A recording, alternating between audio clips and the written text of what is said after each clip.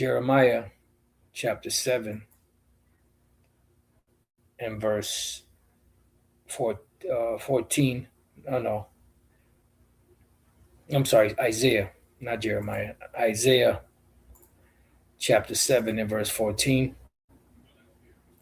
This is a prophecy of Yahushua's birth and the sign that would be given of what to expect.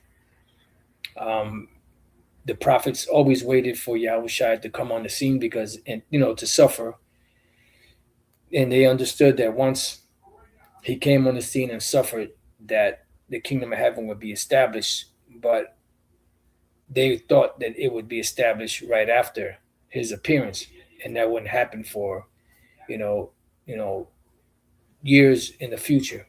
It's been about roughly around 2,000 years in the future that this took place, and we're still waiting. Our time is, not the same time as the Most High. Neither are our thoughts or our ways like the Most High. In Second Peter chapter 3, it says that one day with the Lord is 1,000 years, and a 1,000 years is one day. So 1,000 years to us is one day to Yahweh Bashem Yahushai. So it's been 2,000 years. To the Lord, it's been 2 days. All right. So when they knew that after the Lord suffered, that the kingdom would be established. This is why after he rose from the dead, or after he was resurrected, the apostles asked the Lord, "Will thou at this time restore again the kingdom to Israel?" But it wasn't time then. The empire that they were in had to fall, which was the Roman Empire, and it would have to be revived during the time of the Renaissance. And then we're at the waning years of the second leg of Rome, which is America and her allies, that particular beast, that dragon, and we're in the waning years of the American Empire.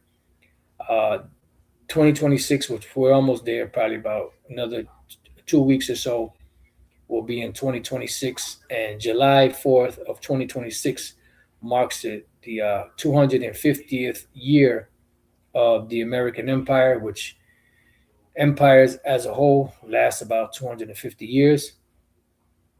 And we're at the very end of this empire.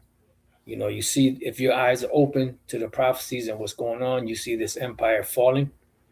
You see it coming apart. You see it falling socially, economically, militarily. America doesn't hold the same sway that it did years ago when it was a superpower. It's still a superpower, but when it was the top superpower on the planet, especially after World War II, when they dropped Fat Boy and Little Man, which were two bombs, one hydrogen, the other one neutron and a nitrogen, I believe, or something along those lines. When they dropped that on Hiroshima and Nagasaki, that marked the apex of Esau's power, and the world was shook after that. Because Russia, and other nations started to use their agricultural money to build up their arsenal, their military arsenal.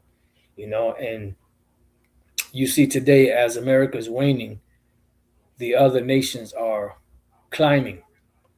And this is why they believe that, China believes that they're going to be next to rule. Russia may believe that they're next to rule, so on and so forth. But the next to rule is Yahushai and Yasha Allah, which is the nation of Israel. The real Israelites, beginning with the elect, will be the next rulers on this planet.